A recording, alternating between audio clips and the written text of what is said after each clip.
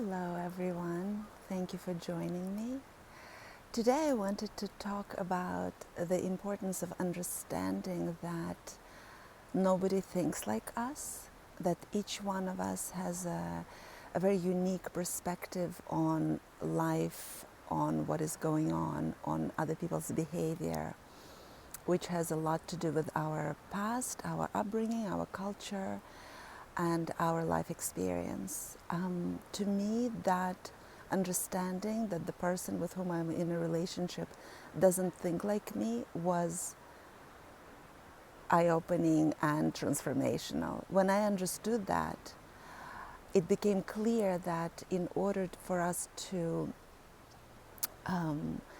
move on in our relationship, I needed to become more transparent in my expectations, thoughts, and wishes, because I think so much of our time in relationships we spend in resentment, because we think that whatever the other is doing, they're doing it in spite of us, or to spite us, they're doing it on purpose. So whatever they do, say, or don't do and don't say, we take it personally, judging them as doing something against us.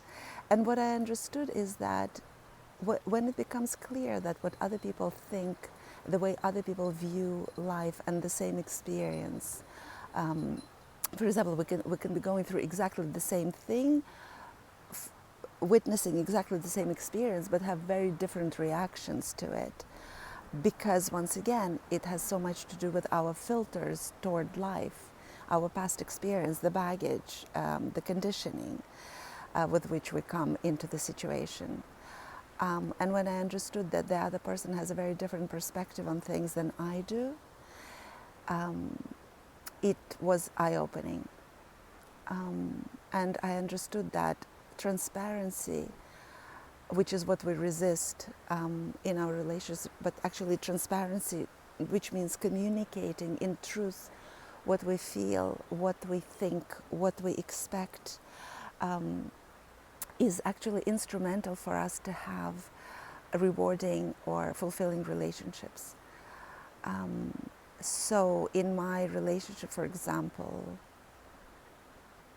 for many years, I just repeated what I viewed in my parents' relationship, which was not talking. Everybody was afraid of conflict, and nobody was really discussing anything difficult. Many years later, I found out how my mother was struggling in silence, although energetically I felt that as a child, because I always had that low-grade anxiety in me, and as a grown-up couldn't understand what that was. Of course, we pick up the energies which are present in the family. It's beyond language. So my parents' inability to communicate what they were feeling ended up in them closing in more and more in themselves and never really resolving the issues that were coming up. And what I'm noticing now in my partnership, for example, many decades of our relationship I spent by just channeling exactly the same thing that I've observed. There wasn't much of a conversation. We never really went into things that were difficult, that were painful, because invariably it would cause a reaction that I didn't know how to deal with. And I took it all personally, and I just didn't want that.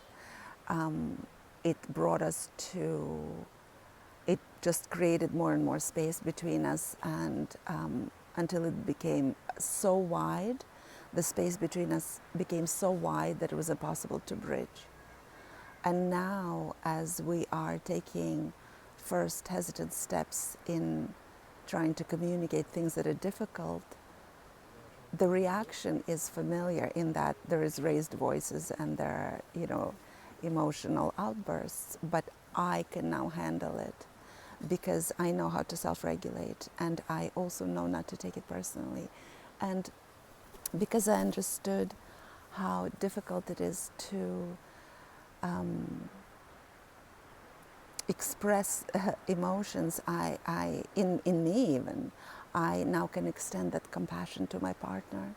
So whenever he has difficulty, or whenever he has, whenever he is, in reaction, I take it differently. And even if in the moment I still sometimes go into that reactivity myself, I now know enough to take a step back or at least give myself some time to process. And invariably I come back to that state of compassion and understanding, because I'm so in compassion and understanding of this process in myself. So what I'm trying to say by all that is that nobody thinks like us. It's very important to understand that nobody's in our head. Nobody knows what we think, nobody knows what we feel until we start communicating it. And how can we communicate that outside of blaming the other for what we feel, but understanding that all the emotional charge that is built up within us is our own? And how can we learn to process that so we can then come into our relationships with more tolerance? That is honestly the most transformational piece in my growth spurt, that understanding that nobody knows how I feel until I communicate it, and then having the tools of communicating it in a way that doesn't put the other on the defensive right away. Coming from that place of compassion and understanding that nobody is out to get me, that we're all struggling and none of us really were taught to understand. That was also a very humbling moment for me when I understood that I actually have no idea how to do healthy relationships. I certainly wasn't taught that. It wasn't modeled to me. All of us navigate this uncharted waters right now and create our own chart. Actually, it's a trial and error. Nobody knows how to do it perfectly.